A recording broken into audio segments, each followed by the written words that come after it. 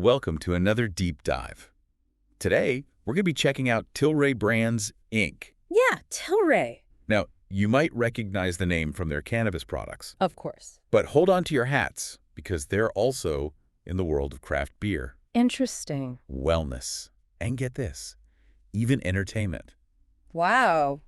It's like a party pack all in one company, right? Yeah, a one-stop shop for good times. So to guide our deep dive today, we're going to be looking at their latest quarterly report, which is their Form 10-Q filed with the SEC for the period ending November 30, 2024. Got it.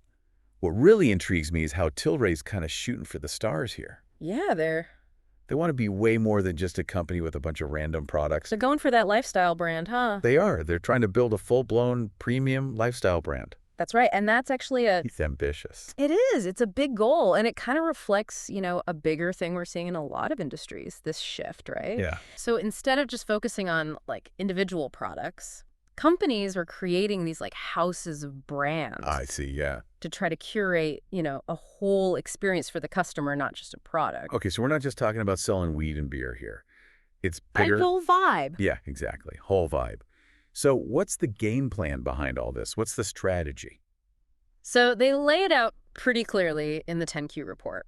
Tilray's strategy is all about using what they've got, their different brands, the stuff they've built, and all their expertise to hit some pretty big targets. Right. They're looking at driving revenue growth, getting to be top-tier profitability, and really building that long-term value for their stockholders. Oh, those are some hefty goals. Oh, yeah. It's not just empty corporate talk, though. Right. There's a method to all of this, a plan. Okay, so let's break it down. Where are they really focusing their energy? So a few key areas they're hitting hard. Okay. First, they're all in on data analytics and consumer insights. Interesting. Data's so big now. It's huge. They're not just throwing stuff out there and hoping it sticks. They want to really get their customers, figure out their lifestyles, what makes them tick, what they actually want. So they're like investigators trying to stay ahead of the game a bit. Exactly. Figure out what people want before they even know they want it. Be ahead of the curve. Yeah. And this is where that house of brands thing really comes into play. Uh-huh. They can offer all sorts of experiences, appeal to different folks within their target market. It's like a one-stop shop, but for, experiences. Exactly. It's not just about the product. It's about the whole shebang. That makes a lot of sense. What else is in their master plan? So another biggie is what they call category management leadership. Okay, what's that, like being the top dog? Basically, yeah. Be the name everyone knows in their chosen areas. Ah, I see. So think cannabis, craft beer, wellness. They want to be the first thing you think of. Boom, Tilray. That's what they're going for. Not just playing the game, they want to win it. Exactly. MVPs all the way. Yeah. Love it. And they're also open to new things, right? Always on the lookout. Always. They talk a lot in the report about expanding into new categories, coming up with new products, and moving into new places geographically. Wow, they're busy. Oh, yeah. Never sitting still. But all this growth, all this ambition, that's got to be expensive, right? Oh, absolutely. It's a big investment. Yeah. But Tilray gets it. They know that. They're saying even with all this expansion, they're committed to keeping costs under control. So it's kind of like a tightrope walk, right? It is a balancing act. Push for that growth, but also keep an eye on the bank account. Because to win the long game, you got to have a solid financial foundation, they're saying. Makes sense. And what about the team, the people behind all of this? Who's driving this train?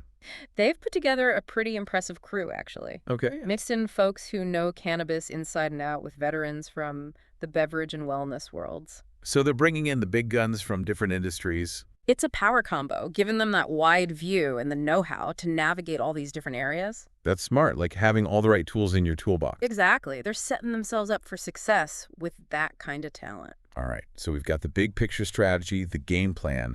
Now let's get into the numbers, the nitty-gritty. Let's dive into the financials. We're going to be looking at their consolidated statements of financial position and loss, which is basically their financial diary, laid out for everyone to see. Laying it all out there. So first things first, their total assets have dipped a little compared to last quarter. They're sitting at $4,191,754,000 as of November 30, 2024. So assets are down, huh? Yeah, which can mean a few things. Maybe they sold off some stuff strategically, or maybe some investments didn't do as well as they hoped. Gotta look closer to see what's really going on. A little mystery to solve. But let's move on to revenue. The good stuff. The moneymaker. Did Tilray bring home the bacon? Their net revenue for the quarter was $210,950,000, which is a 9% jump compared to the same time last year. So at first glance, it looks like business is booming. Of the surface, yeah. Okay, that's encouraging. Uh-huh. But, and this is a head-scratcher for me, their net loss for the quarter was $85,275,000. Oh, that's... A big jump, right? Yeah. That's an 85% increase compared to the same period last year. So revenue's up, which is great, but losses are up even more. Something doesn't quite add up. That's the question, isn't it? Yeah. It's a big one. Yeah, why are their losses growing faster than their revenue? And the bigger question is, can they keep this up? Is it sustainable? Those are the things we got to figure out. All right, Detective At's back on. To really get to the bottom of this, we need to break down Tilray's different segments, because they're not just a weed company anymore, are they? No, they've branched out. Yeah. They've got their fingers in a few different pies, and it looks like some of those pies are doing better than others. Exactly. We can get some insight into how each segment is performing by looking at the results of operations section of their 10Q. It's like their scorecard. So let's start with their bread and butter, their core, the cannabis segment. Where it all began. You'd think this would be their powerhouse, but the numbers tell a different story. Interesting. Their total cannabis net revenue came in at $65,853,000 for the quarter. Okay. Which is actually down 2% compared to the same time last year. Not exactly what you'd expect from a company known for its cannabis business, right? Not the direction you'd expect. And it gets even more interesting when you look closer at their cannabis segment. Well, their Canadian medical cannabis revenue is up 7% year over year. So medical's doing all right? Yeah, but their Canadian adult use cannabis revenue, the recreational side, is down a whopping 18% year over year. So within cannabis itself, you've got these opposite trends going on. Raises some questions, doesn't it? Some head scratchers for sure. What's going on in the Canadian cannabis market? Tilray claims they have the leading market share there, which sounds impressive, but obviously something's hurting their adult use sales. Right, so they're the big dog, but they're not growling as loud as they used to. Yeah, exactly. Well, the report points to two main culprits: price compression and fierce competition. Ah, the classic market squeeze. The Canadian cannabis market is getting crowded with licensed producers. Too many cooks in the kitchen. Apparently? The report says there are like 1,000 of them. Wow, 1,000. That's a lot of competition. Yeah, talk about a saturated market. Yeah. With that many players, it's no wonder prices are getting squeezed, and everyone's fighting for a piece of the pie. Makes sense. So that's why Tilray is putting so much emphasis on going global, right? Finding those new markets where they can maybe get better prices and establish themselves. Exactly. They specifically call out Germany as a prime spot for growth. Germany, interesting. They say recent regulatory changes there are opening up all sorts of new opportunities. Ah, so the rules are changing in their favor. And get this, Tilray snagged the very first domestic cultivation license in Germany. So they're first in line. They're getting in on the ground floor of what could be a massive new market. Smart move. It's clear that Tilray sees international expansion as a key part of their plan for the future. Okay, so cannabis is a bit of a mixed bag for Tilray right now. They're facing challenges in Canada, but they're betting big on international markets like Germany. Now, let's switch gears and talk about their beverage segment, which is a whole different story. All right, let's see what's brewing. Their beverage net revenue for the quarter was $63,081,000, a 36% increase compared to the same period last year. No, that's what I call a success story. Yeah, they're crushing it in the beverage game. Yeah. Their strategy of buying up strong but declining brands and giving them a makeover seems to be working. Yeah, breathing new life into those old favorites. They're tapping into that nostalgia factor while also introducing these brands to a new generation. It's clever play. And they've got this cool project, Project 420. Project 420, I like it. It's a $25 million synergy plan aimed at boosting their beverage profitability even further. So it's all about making those drinks even more profitable. What exactly are they doing with Project 420? Well, it boils down to three main things: operational optimization, cost savings, and creating synergy. Those are some fancy business terms. They are, but basically they're streamlining everything, making the most of what they've got, and cutting costs wherever they can. So they're tightening the belt while also expanding their reach. Yeah. Smart. Very strategic. And they're not just sitting back and letting the market pass them by, are they? They're paying close attention to the trends in the beverage industry. They've got their ear to the ground. So what are those trends? Well, two biggies Tilray's really focused on. Okay. First, they're zeroing in on their core brands and markets. Making sure they're in the right places. Exactly. It's about being strategic, not just trying to be everywhere at once. Quality over quantity. Boom.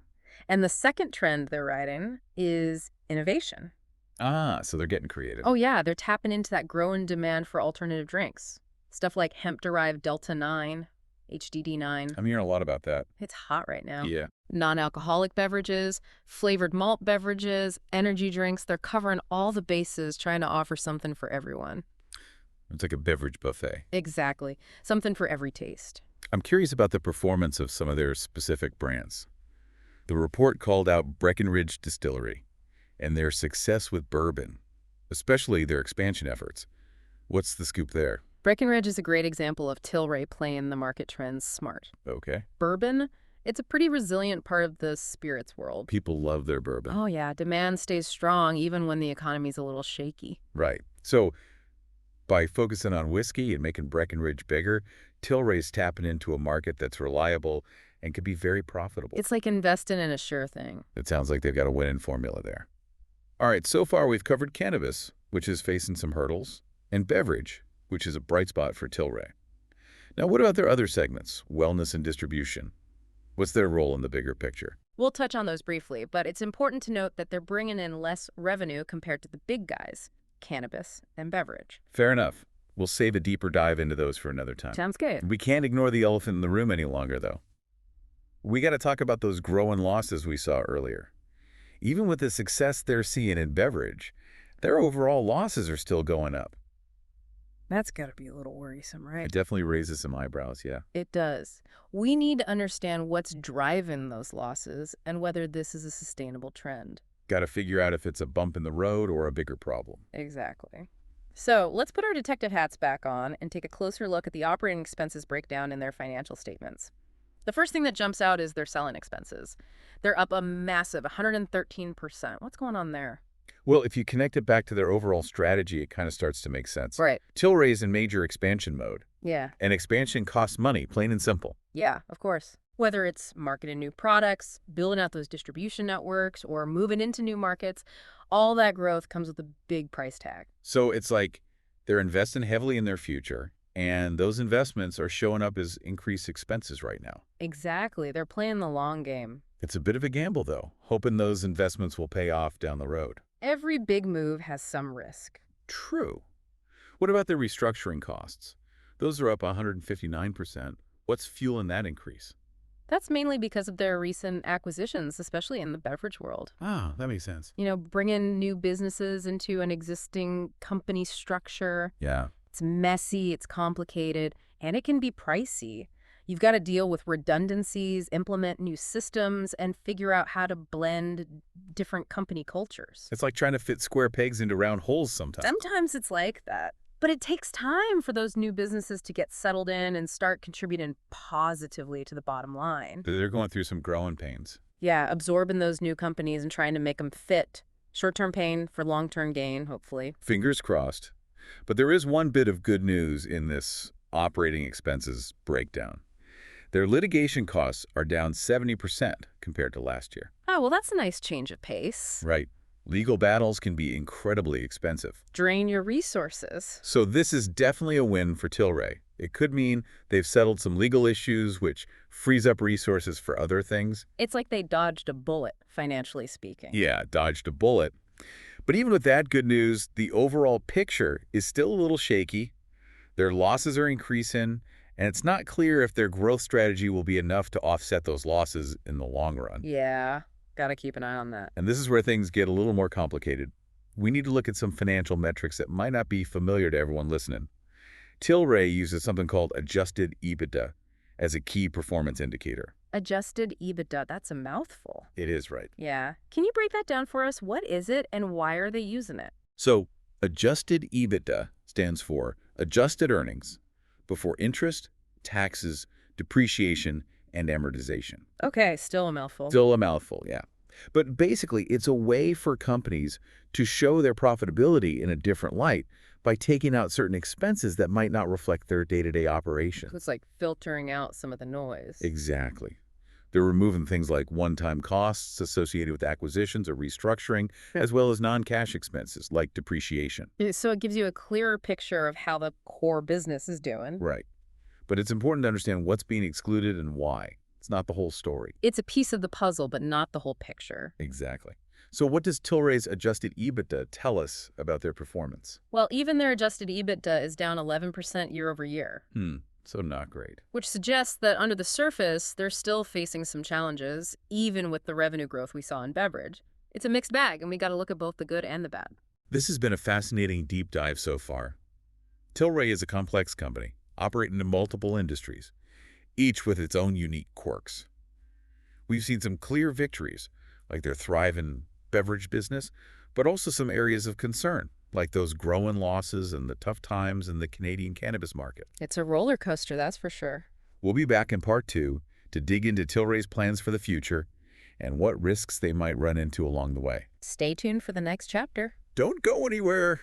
Welcome back to our deep dive into Tilray Brands, Inc. Glad to be back. We just spent the last part, really dissecting their financial performance. And It's a bit of a roller coaster ride. it is. There's ups and downs. They're seeing revenue growth, but those losses are growing too. Got to figure out. Their beverage business is doing great, Mm-hmm. but their cannabis segment, especially in Canada, is facing some serious challenges.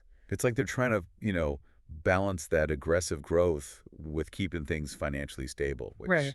is tough. It's not easy. Yeah. It's not always a smooth ride. So the big question is, where do they go from here? What's Tilray's plan for navigating these choppy waters and, coming out on top? Well, their 10Q report, it outlines some key strategies they're focusing on, and it looks like they're really doubling down on that house of brands approach. Okay, so they're sticking with that, huh? What's the game plan? So they're going with a two-pronged approach: organic growth, so growing from within, and strategic acquisitions. So they're not slowing down on buying up other companies. Nope, they're keeping that momentum going, which Bold considering the challenges. it's a bold move for sure with those challenges we talked about, but So they're pushing for growth from the inside out uh-huh. while also snapping up promising brands and companies. Yeah, it's a lot to handle. It is. It's like they're building a house of brands empire, brick by brick. It's an empire in the making. But all this expansion, it needs fuel, right? Cash. Where's the money coming from for all this? They're using this clever tool called an ATM program. ATM program? What's that, like at the bank? Not quite. It lets them raise money by selling shares directly to the market. Oh, I see. It's a smooth way to get funds from investors without doing a whole stock offering, which can be a big hassle. Right, that makes sense. So they're essentially opening up the cash register a bit at a time to keep the money flowing. Smart. But as with any business, especially one as ambitious as Tilray, there are always risks involved. And their 10Q, it points out some pretty big ones that we need to talk about. Transparency is important, right? And they're being upfront about the potential roadblocks they might face. Yeah, better to be prepared. Absolutely, because any potential investor needs to know what they might be getting into. Right, got to weigh those risks. All right, let's dive in. What are the big risks Tilray's flagging? One of the biggest they highlight is those integration challenges. Those growing pains we talked about. Yeah, merging different company cultures, systems, processes, it's never easy. Especially with all these different industries they're in. Right, it's not like they're just buying up more cannabis companies. They've got craft beer, wellness, entertainment. It's a lot. It's a mix. And each of those industries, they have their own quirks and challenges, and trying to blend them all together seamlessly into one big, happy company. It's a challenge for sure. It can be a real headache if they're not careful. And then there's their investment in MedMen. MedMen, yeah. They mention that as a potential issue. MedMen's a cannabis retailer, and they've been struggling lately. Not good. And if they don't turn things around, Tilray could be out a lot of money. So it's a gamble. They're hoping MedMen will bounce back. But it's a risk, especially with those losses we already talked about. It's a calculated risk, but still a risk. Yeah. And the report also mentions something called impairment charges. Impairment charges, that sounds kind of scary. It does, right? It's an accountant term. Right. But basically it means that the value of their assets, like goodwill and intangible assets, could go down, and they'd have to take a hit on their balance sheet. So it's like buying a shiny new car that loses value as soon as you drive it off the lot. Exactly. Not a good feeling. Not at all. And then, of course, there's always that intense competition to worry about. We talked about it with the Canadian cannabis market, but it's everywhere, Beverage, wellness, it's a constant battle for market share. And there's no guarantee Tilray will always win. Like a never-ending race. It is. You got to stay ahead of the pack. And then there's the wild card. The whole regulatory landscape, especially with cannabis. Things are changing all the time, and one wrong move or one new law could throw a wrench in everything. It's the Wild West out there, especially in the cannabis world. Got to be adaptable and quick on your feet. Okay, so let's recap. Take a breath. Tilray's going for it. They're all about growth, both organically and through buying up other companies. They're betting big on international expansion, especially in Germany. And they're trying to ride the wave of those key trends in beverage and wellness. Yeah, they're trying to stay ahead of the curve. But they're also facing some serious risks. Those integration challenges, their investment in MedMen, potential impairment charges, all that competition. Right, and those regulatory hurdles, can't forget those. It's a lot to take in. It's a complex picture. It is. Now, before we move on, I want to circle back to those other segments we mentioned. Wellness and distribution. Okay, the smaller players. They might not be as big as cannabis and beverage right now, but they're still part of Tilray's portfolio. They're part of the team. And it's worth taking a closer look at what they're doing in those areas. Yeah, go see the whole field.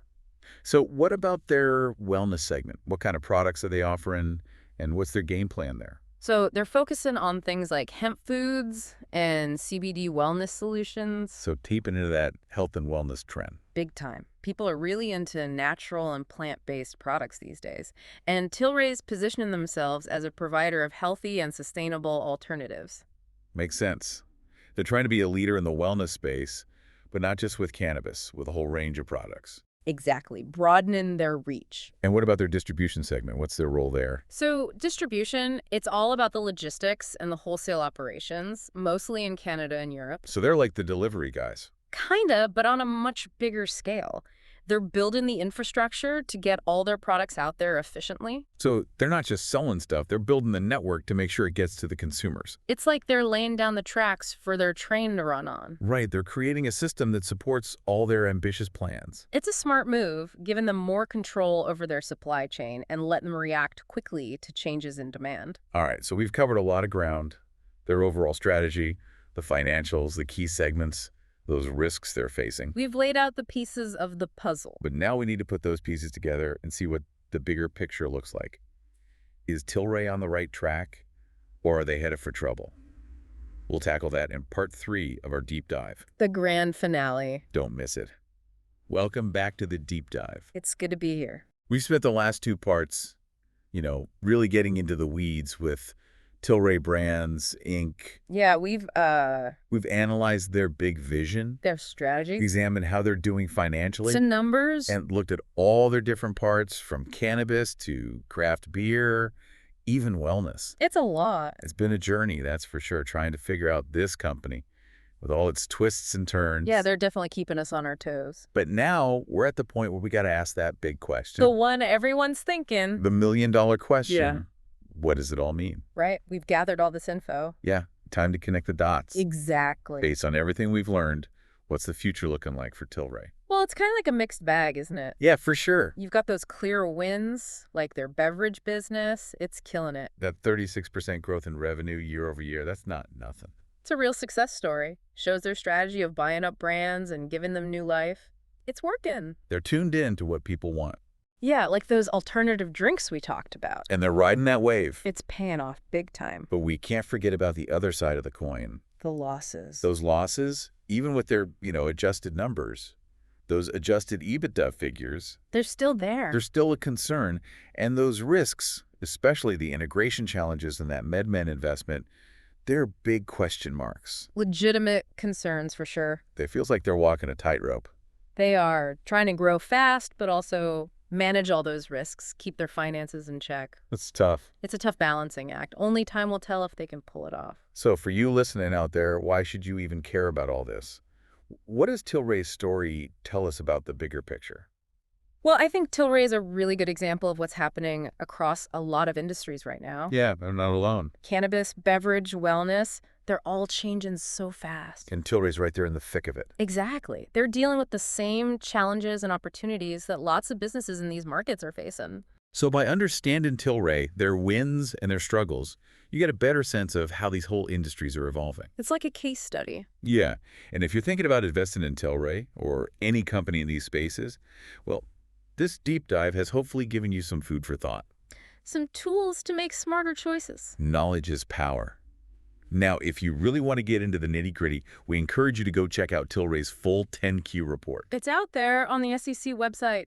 Don't be scared off by these reports. They might seem kind of dense and complicated. They can be intimidating, but Once you understand the basics, they're full of valuable info. like a treasure trove. And that info can help you make better financial decisions. Empower you to really understand what's going on. To wrap things up, we want to leave you with something to think about. Challenge. Tilray is bitten big on both cannabis and beverage. Two very different markets. Can they really win in both? Or will they have to pick one eventually? What do you think?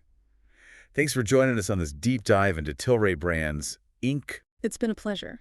We'll be back soon with another deep dive into a company or topic that's making waves. Until then, keep learning and keep asking questions. Keep digging deeper. See you next time. Goodbye.